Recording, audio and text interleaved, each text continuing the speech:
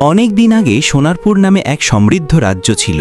সেই রাজ্যে রাজা অদিতি ও রানী মেহেরা শাসন করতেন। রাজা ছিলেন ন্যায়পরায়ণ, রানী ছিলেন দয়ালু ও প্রজাদের মা সম। তাদের প্রাসাদ ছিল সোনার গম্বুজে মরা, মেঝেতে রত্নখচিত কার্পেট। কিন্তু রাজা রানীর কাছে এসব গহনার চেয়ে প্রজাদের হাসি ছিল অনেক বেশি মূল্যবান।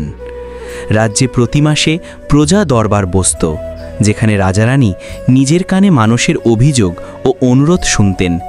একদিন এক বৃদ্ধ কৃষক কাঁদতে কাঁদতে বলল, মহারাজ, এই বছর বৃষ্টি হয়নি, জমিতে একদানা ফসলও হয়নি, আমাদের সন্তানরা না খেয়েই আছে।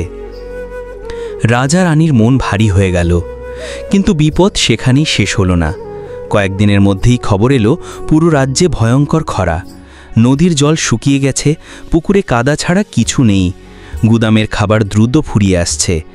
মন্ত্রীরা পরামর্শ দিলেন, মহারাজ, রাজার ভাণ্ডারের সোনা ও রূপা সংরক্ষণ করতে হবে। প্রজাদের জন্য কিছু সাহায্য করা যাবে, কিন্তু সব নয়, নইলে রাজ্যের ধন শেষ হয়ে যাবে। রাজা অদিতি গভীরভাবে চিন্তা করলেন। তারপর বললেন, ধন যদি প্রজাদের কাজে না লাগে, তবে সে ধন রাজ্যের নয়, বরং পাথরের মতো নিরর্থক। রানী মেহেরা এগিয়ে এসে নিজের সোনার হার খুলে দিলেন।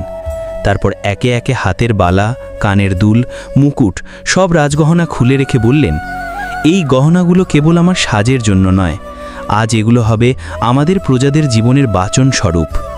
রাজারানীর এই সিদ্ধান্তে সোনারপুরের ভাণ্ডার খুলে দেওয়া হলো। প্রত্যেক দরিদ্র পরিবারকে খাবার, পানি ও বীজ দেওয়া হলো। দিনগুলো কেটে গেল। ধীরে ধীরে আকাশ মেঘে ভরল, বৃষ্টি এলো, মাঠ ভরে উঠল ধান, গম ও ডালের গাছ দিয়ে। মানুষের মুখে হাসি ফিরল। 1 বছর পর ফসল তোলার উৎসবে পুরো রাজ্য জড়ো হলো। প্রজারা রাজারানীর সামনে এসে সোনার মুকুট ও মুক্তার মালা এনে দিল। তবে সেটি ছিল না ক্ষমতার প্রতীক, বরং তাদের ভালোবাসা ও কৃতজ্ঞতার প্রতীক। তারা একসাথে বলল, আপনারা শুধু রাজারানী নন, আপনারাই আমাদের দয়ার রাজমুকুট।